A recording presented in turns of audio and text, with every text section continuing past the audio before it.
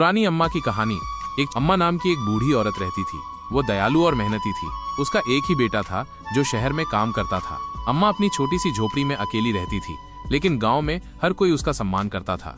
अम्मा की एक खास बात ये थी कि वो हर सुबह अपने घर के बाहर पक्षियों के लिए एक कटोरा अनाज और पानी रखती थी। धीरे धीरे अन्य ग्रामीणों ने भी ऐसा करना शुरू कर दिया। गांव एक अधिक सुंदर और शांतिपूर्ण जगह बन गया। हर दरवाजे पर पक्षी खुशी से चहचहाते थे। एक दिन गांव में एक भयानक तूफान आया।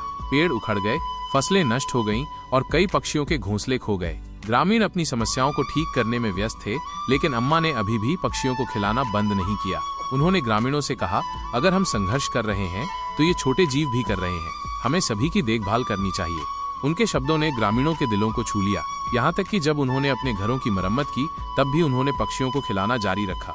धीरे धीरे चीजें बेहतर हो गईं, पेड़ फिर से हरे हो गए और पक्षी लौट आए, जिससे गांव उनके मधुर गीतों से भर गया। कुछ महीनों बाद अम्मा का बेटा गांव वापस आया। उसने देखा कि उसकी माँ का हर कोई सम्मान करता है। उसे उस पर गर्व हुआ और उसने उसे कसकर गले लगाया। कहानी की सीख।